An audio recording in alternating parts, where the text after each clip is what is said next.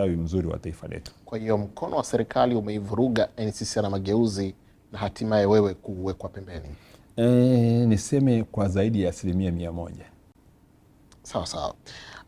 Lakini hili litakuwa ni si jambo geni. Wewe mwenyewe unaonekana ulikuwa ukishirikiana na serikali.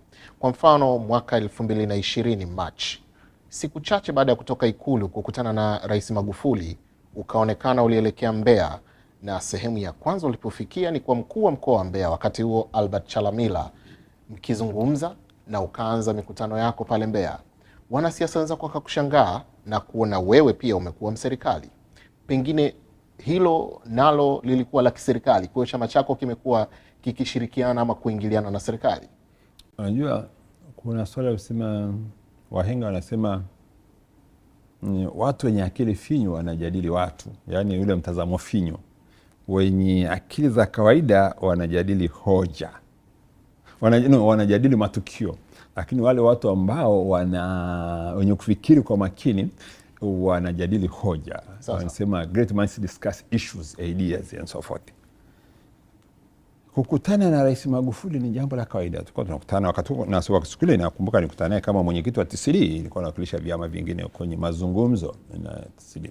Nilienda Mbeya, nilienda kwenye shughuli za kisiasa.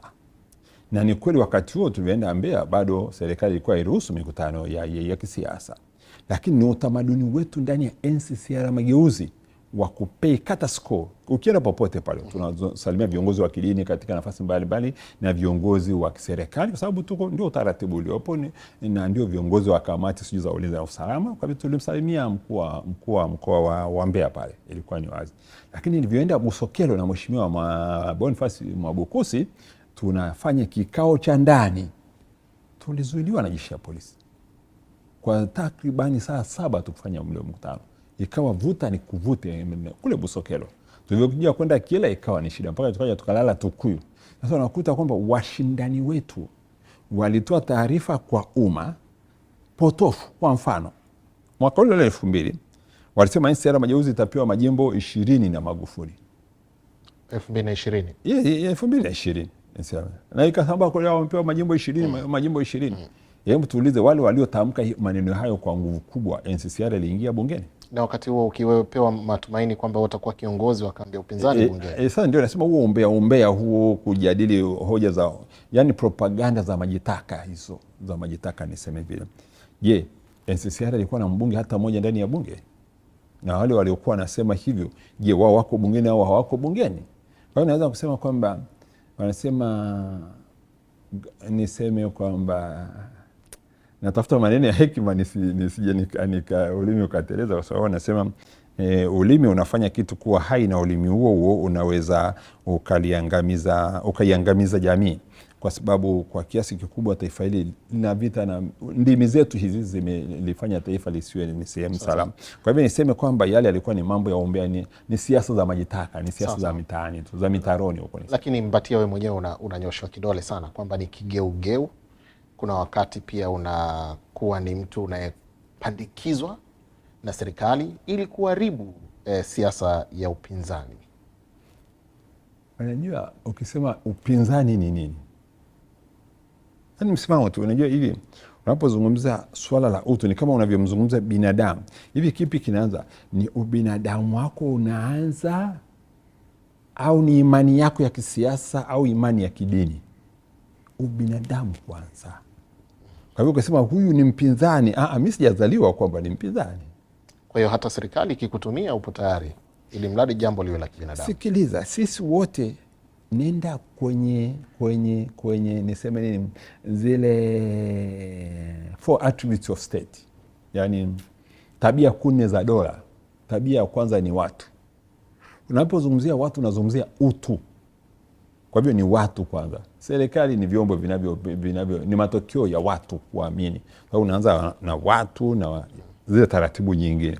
Ukizungumzia dini ni hivyo watu, utu wa watu. Kwa hivyo mnapozungumza tukubaliane kufanya majukumu yetu namna gani. Kwa mfano nilikuwa mwenyekiti wa TCD, tunafanya 1, 2, 3, 4, 5. Sasa zile propaganda unazosema, propaganda chafu hizo, wanasema wewe sijui Mbatia ametumika, amefanya nini and so forth. Nimezisikia kafu, unazisikia ICT, nimesikia Chadema na vyama vingine, na sasa hivi zinajitafuna CCM yenyewe kwa yenyewe. Na ndio maana nimesema sehemu ukikosa utulivu, jamii isipokubaliana kwenye mawazo shirikishi. Sasa ni kutoa mfano, nasema James Mbatia aliteuliwa na rais kwa akawa mbunge kwa vile anatumika hivi. Ni mimi wa kwanza kuteuliwa na rais kuwa mbunge kutoka upande wa upinzani? Hapa. Lakini nilivyoteuliwa na rais sikupeleka hoja bungeni wakati huo, nilikuwa nimefanya uchambuzi wangu, hoja ya elimu ilisaidia taifa au ikuisaidia taifa. Kwa hivyo dhana ya kusema kwamba kwa kuwa huyu ni mpinzani basi hana sehemu ya kufanya maendeleo katika jamii ni hoja muflisi sana. So, kwa hiyo umewahi kutumika na CCM au serikali ama ukuwahi kutumika? Unajua, kwanza dhana ya kusema mtu kutumika ni matusi mabaya sana. Ni kwamba ukimwambia mtu huyu anatumika ni kwamba hafikiri vizuri, hajui kuchambua jema lipi, baya ni lipi. Kutumika maana yake nini? Alafu na nani aliyowaambia labda CCM ndio wenye hati miliki au hati yenye kukubalika kwamba wao ndio wana haki, kama lugha yako iko sahihi, ya kutumia wengine? Kwa nini huyu mwingine labda kama unasema basi huyo mpinzani kwa lugha yako, kwa nini asimtumie yule kwa ajili ya maslahi mapana? Na kama unasema mtu fulani sijui ametumika, amefanya hivi, amefanya hivi, hapana. Suala la coalition lipo sehemu zote duniani. Tafsiri yake kuu hapo ni kwamba wakati mwingi unakuwa si mpinzani wa kweli. Mpinzani wa kweli maana yake nini? Labda nikuulize tu unisaidie, alafu mpinzani wa kweli. Mpinzani wa kweli ni kwenda kutukana, kufanya nini so forth, au kuibuka na hoja ambazo za ajabu ajabu. Niseme tu kwamba tunapozidi kukua, hekima lazima ya mfumo huu kwa zaidi ya miaka 30 lazima kuitambua. Ngoja nikwambie kwa mfano. Sawa Mbatia. Kwa hiyo hujawahi kuwa sehemu ya mkono wa serikali kuvuruga ama kukoroga masuala ya vyama vya upinzani? Sijawahi hata siku moja. Kwanza unajua nini, mimi lazima tuelewane kwenye hiyo dhana hapo. Na Mungu namshukuru kwa sababu mimi ni mtaalamu wa masuala ya majanga, ya kuchambua hoja hii ikoje, hii ikoje.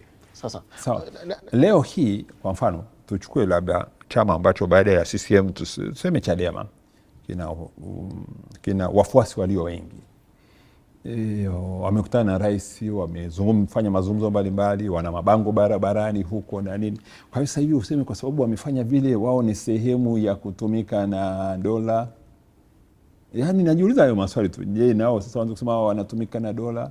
Sasa kwa hivyo sasa kwa nini wewe uhisi kwamba waliokuvua wanachama wanatumika na dola? Kwanza hawakuwa kikao halali. Na ndio maana nataka kusema hivi, yale kauli walizotoa ndio matokeo. Hata haya tarehe 2 ya mwezi huu mahakama ya Kisutu imezungumza, na mimi sikupenda kusema maneno mengi sana, nisema mahakama imezungumza. Hebu tusubiri haya mashauri yaishe mahakamani ili tulifanyie uchambuzi wake, yaani uongo ujieleze na ukweli ujieleze. Sasa umekuwa mwenyekiti wa NCCR Mageuzi kwa takriban miaka 20. Wakati ukiingia kwenye nafasi ya mwenyekiti ulikuta kuna wabunge wa chama chako wapo bungeni pale takriban 19 hivi, lakini wewe tangu umeingia hakukuwa na mbunge hata mmoja ameingia bungeni. Huoni inaweza kuwa ni sababu ya watu kuhisi kwamba hutoshi kwenye nafasi ya mwenyekiti, unapaswa kupisha? NCCR unajua ndio tatizo la mifumo yetu. NCCR mwaka 95 niseme ndio kilikuwa chama kikuu, na wakati ule tukishirikiana na aliyekuwa waziri wa kazi na maendeleo ya vijana, akitokea waziri wa mambo ya ndani Bwana Mrema, akajiunga na sisi. Ameshatangulia mbele ya haki, Mwenyezi Mungu amlaze mahali pema. Kwa 95 tulikuwa wabunge wa majimbo na wa kuchaguliwa wa majimbo pamoja na wa viti maalum, nadhani tulikuwa kama sijakosea kwenye 19 hivi, 19 pale bungeni. Lakini tulivyo kutokana na migogoro iliyoibuka ndani ya NCCR kwa miaka 3 mfululizo tangu 97 mpaka 99 Mrema akatoka 2000, wakati tunaingia kwenye uchaguzi wa mimi kuwa mwenyekiti, wala sikuchukua fomu ya kugombea mwenyekiti. Walikuwa ni marehemu Dr. Edmond Mvungi alichukua ile fomu akanijazia ili niweze kuwa mwenyekiti. Kana frictions za kuwa nzito. Wabunge wote waliokuwa bungeni hakurudi hata mmoja. Mwaka 2000 hakurudi hata mmoja. Hakurudi hata mmoja. Mwaka 2000 aliibuka mbunge mwingine mpya mmoja, Kifugula Hussein Kifu kutoka Kigoma Kusini, lakini baadaye mahakama ikamwondoa. Na nyinyi lakini kwa hiyo wote mwaka 2000. Kwa hivyo pale utasemaje kwamba ni James Mbatia? Nakumbuka wote wakina Mabel Marando, Ndimara Tegambwagi, wote waliokuwa bunge wote waliondolewa ujumbe. Hata na mimi nilikuwa mbunge pia. Sasa kama mimi ni vuruga itimisi na mimi mpaka na mimi mwenyewe kujiondoa kwenye ubunge pia wakati huo. Kwa hiyo naweza kusema kwenye huu mfumo ambao haujaandaliwa wenye kusimamia. Mwaka 2000 uchaguzi ni kweli labda kulikuwa kuna mgogoro. Mwaka 2005, 2010, 2015, 2020 hakuna mbunge hata mmoja ameingia ukiwa mwenyekiti. Sasa unaona, fanya utafiti, uwe na takwimu, uwe na haki ya kuzungumza. 2010 nikiwa mwenyekiti, David Kafulila Kigoma Kusini aliingia. Machali Kasulu niliona kufanya kampeni aliingia. Agripina Buyogela Kasulu Vijini aliingia. Felix Mkosamaha lakini wote hao wanasema kwamba ilikuwa ni nguvu yao binafsi pengine na ukubwa wao wa kisiasa. Basi wajadili hivyo, lakini nadhani huo ndio wenda wazimu. Kwani watu kwenye vyama vingine wakimbilia NCCR Mageuzi waje washinde kule. Na ile mifumo ya kule Kigoma hata mpaka sasa hivi na madiwani na nini wapo hata sasa hivi wapo. Kwa hivyo ni swala tu la watu kukosa, wanasema akutukanaye akuchaguli tusi. Hebu tuchukue wabunge wangapi wa Chadema walikuwa bungeni kwenye hili bunge lililopita na sasa hivi wako wangapi kule ndani? Wabunge wangapi wa CUF walikuweko hiyo 2005 au 2000 au 2010? Leo hii kuna wabunge wangapi kule bungeni? Kwa hivyo ndio maana pale mwanzoni nilisema nikasema, tusipoijenga jamii vizuri tunaivuruga sisi wenyewe na wanaoumia ni walio wengi. Sawa sawa. Yeah. Kwa lugha nyepesi, Mbatia, ili tuondoke kwenye swala hili la nafasi yako ya mwenyekiti, kwa lugha nyepesi sana, unadhani ni nini kilifanya wewe uondolewe kwenye nafasi yako? Pamoja na kwamba ulishasema sababu za serikali iliingiza mkono na nini. Sasa sababu ya serikali labda kuingiza mkono wake na wewe kuondolewa ilikuwa ni nini? Kuna jambo ulikuwa unalisimamia serikali haipendi? Fuatilia kubwa kuliko yako karibu matatu. Moja, nilikataa kuingia kwenye kikosi kazi. Na nikatoa sababu za kikosi kazi. Kwa nini NCCR haitaingia na mimi binafsi sitaingia, na mkutano wa tarehe 15 wa Disemba ile 2021 si kwenda Dodoma. Nilikataa. Nilisema hapa ni danganya toto. Angalia tangu 90 zaidi ya miaka 30 sasa, ripoti za kina Nyalali tunaenda kurudia jambo hilo hilo. Sikushiriki. Japo nilishawishiwa sana na wazee wakatumwa kwangu, nguvu zikatumika kubwa, nilikataa. Nikasema sawa. Wakasema athari yake ni kubwa kwako, nikasema sawa. Lakini siwezi nikaendelea na utaratibu ule ule wa miaka yote, mambo yale yale tunazungumza. Nikasema haya tunaenda kuzungumza kwenye kikosi kazi yako, kwenye ripoti ya tume ya mabadiliko ya katiba ya Jaji Joseph Sinde Warioba. Tunaenda kuongeza nini jipya? Kwani tunafanya michezo hiyo? Tunapoteza muda. Hilo la kwanza. Ni nakiri kabisa hilo kwa kiasi kubwa tukajengeana, na ilikuwa ni NCCR. Sasa kuna wengine wakataka waingie huko, wengine wataka kuingia. Nakumbuka siku moja niko Moshi, tunaongea na baadhi ya viongozi wengine wa chama, tuende tu, unajua serikali. Sababu ukumbuke Rais Samia alipoingia madarakani, nilijitokeza na nikamsifia. Na nikasema jina lake Suluhu, basi lilete suluhu katika taifa la Tanzania. Hilo niliweka wazi kabisa. Nikasema Suluhu lilete suluhu ndani ya Jamhuri ya Muungano wa Tanzania kutokana na mamlaka alionayo na heshima zake zote nikampa. Lakini la kikosi kazi nililikataa kwa msimamo. La pili lilikuwa kuhusu deni la taifa. Na nenda kwenye mitandao, angalia hotuba yangu ya tarehe 2 ya mwezi Januari mwaka 2022, siku ya Jumapili, nilizungumza maneno gani kuhusu deni la taifa na athari zake.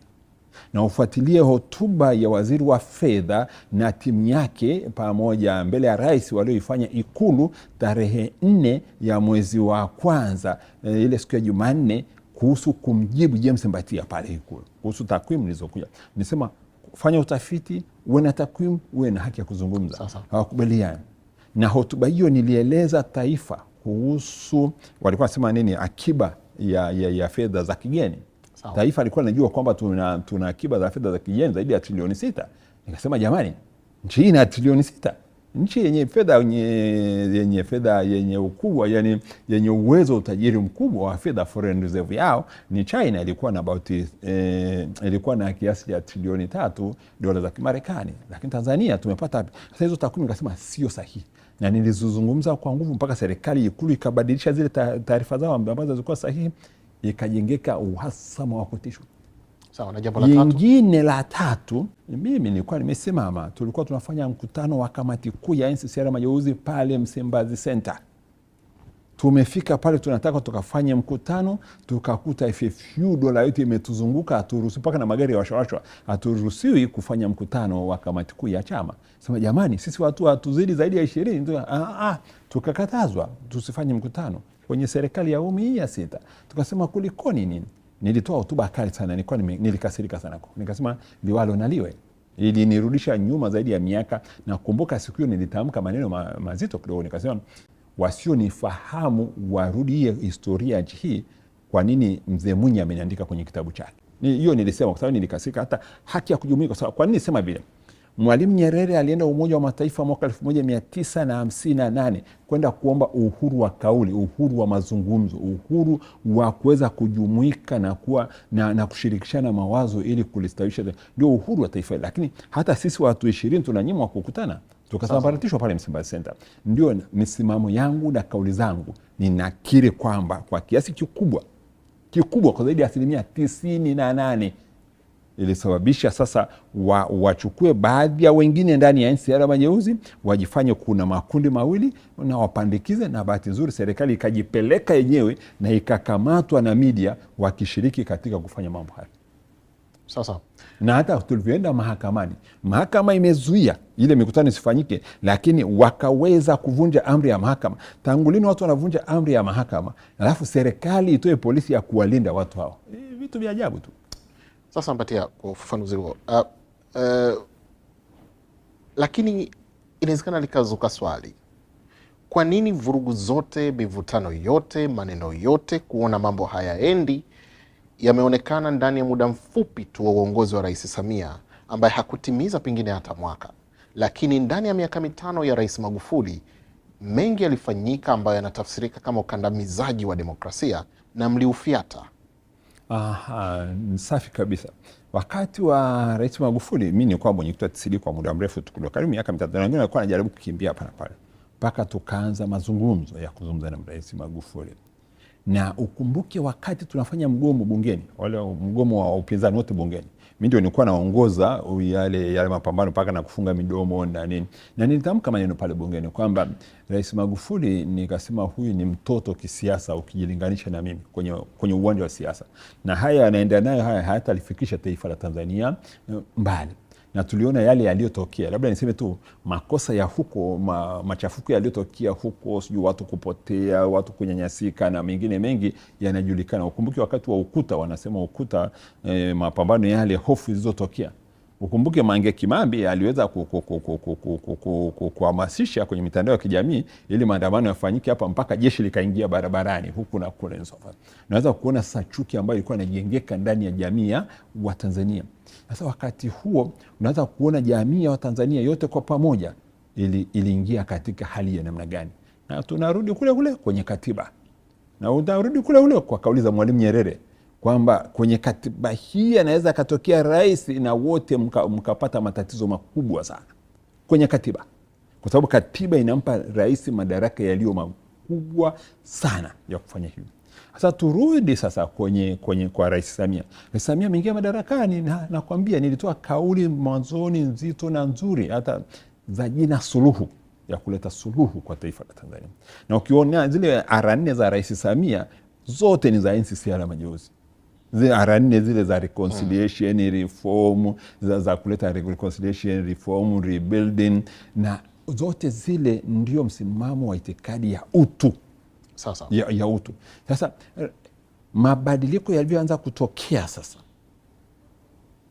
na unaweza kuona hata nikuuliza tu swali moja, angalia wakati unamtetea ndugu Mbowe alivyokuwa gerezani kwa nguvu kubwa mpaka akatoka, yakatokea yale sasa mazungumzo yanafanyika kati ya Chadema na CCM. Leo hii angalia muda uliopotea na misuguano iliyopo leo hii, Kwa hivyo mimi ningependa badala ya kumzungumza Rais Samia tukazungumza mifumo.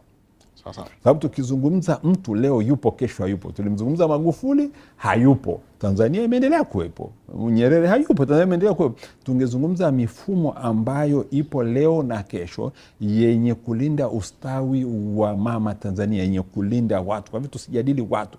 Tukishaanza kusema labda Samia, yani utashi wake, yani Samia kwamba ni rais, tunamheshimu ndio, na dhamana kubwa, lakini leo yupo kama binadamu, kesho hayupo. Sasa kwa hivyo ingependeza kwa mimi kutoka sakafu ya moyo wangu kabisa, tungejadili mifumo yenye kuliweka taifa likastawi. Nimetaja jina la Rais Samia kwa sababu hata kwenye hotuba zako unazosema ulimtaja yeye kama Samia na ukasema Suluhu kwa maana ya kutaja jina lake. Kabisa, ni sahihi na kabisa. Wakati fulani ukasema Rais Samia anaparanganisha taifa. Kwa hiyo nimetumia jina la Samia kukumbusha kauli zako na yale uliokuwa unayasimamia. Ni bado anaparanganisha au mambo yamebadilika sasa kwenye siasa? Hebu angalia sasa hivi siasa za sasa hivi. Pale mwanzo nilianza hata mazungumzo yangu nilisema hebu angalia nchi, kwa mfano angalia nchi za Ulaya wanavyojitahidi kuja pamoja. Japo Mwingereza alikuja hapo na hoja zake hapa na pale za kujitoa, lakini sisi muungano wetu tu wa Tanganyika na Zanzibar, cheki kasi ya misuguano inavyowaka moto leo hii. Sawa. Je, sio swala la mtu mmoja? Na ndio maana nasema hivi, unaweza kusema kwamba makosa yetu ya jana, hii naomba ni hekima ya bure tu natoa ya kitaaluma, waseme tu makosa yetu ya jana, japo yasikitisha sana, ni mafundisho yetu ya leo na yatufundishe kesho iliyo jema zaidi. Kwa sababu binadamu yupo lakini kesho hayupo, au binadamu huyu akizidiwa anaweza akafanya mambo ambayo yasiende kwenye mstari ulionyoka. Na hili halihusu CCM, halihusu sijui Chadema, halihusu NCCR, ni la Watanzania wote.